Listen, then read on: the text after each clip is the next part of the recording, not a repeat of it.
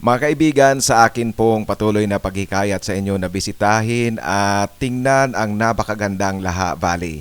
So itong video na aking binibigay sa inyo ngayon ay ang isang lugar na kung saan meron kayong makikitang napakagandang landscape dito pa rin sa Laha Valley. Sa muli nais kong pasalamatan ang may-ari ng Canajar Farm para sa kanilang pagpayag na kumuha ako nitong shots na ito dito sa loob ng kanilang farm. So mga kaibigan, patuloy ko pong ipapakita sa inyo ang mga magagandang lugar, magagandang tanawin at magandang landscape dito sa Laha Valley. And again, I am inside the Canajar Farm. So enjoy watching my video and enjoy looking at the beautiful sights in Laha Valley. Gusto ko lang pong linawin na ang Canajar Farm ay hindi ito open sa public. Iba ang kaso ko kasi kaibigan ko ang may-ari nito.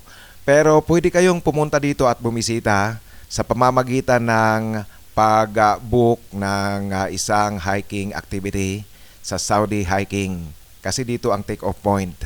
At sa pag-book nyo ng hiking activity, may pagkakataon na po kayong mapuntahan ang Seven Valleys dito sa Laha Valley. Ang Laha Valley kasi ay ang take-off point ng Seven Valleys na narito malapit sa lugar.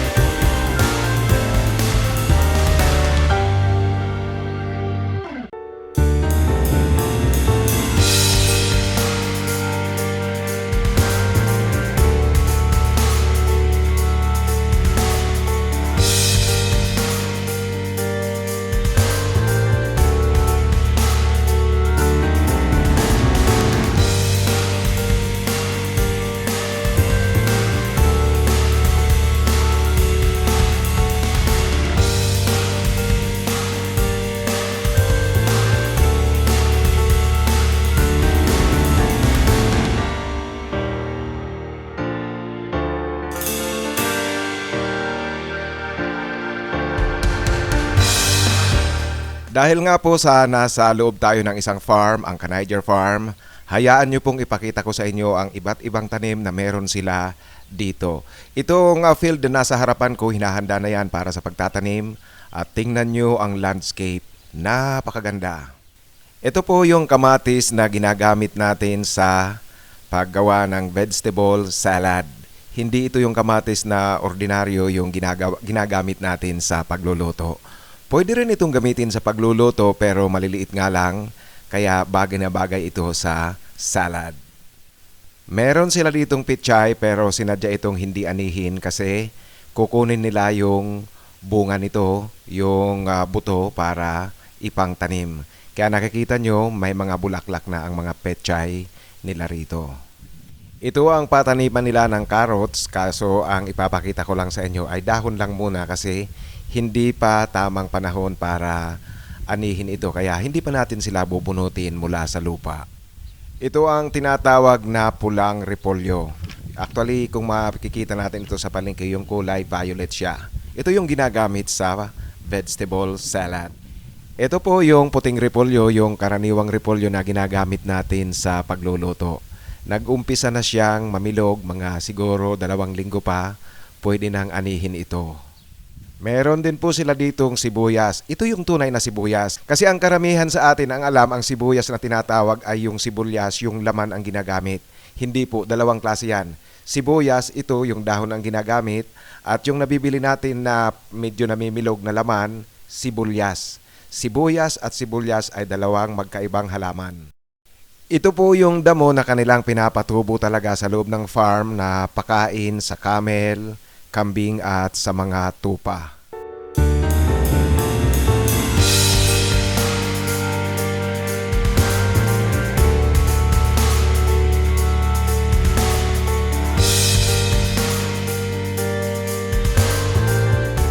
Sa muli po, ipinapakita ko sa inyo ang napakagandang landscape dito sa loob ng Laha Valley. At nandito tayo sa loob ng Kaniger Farm.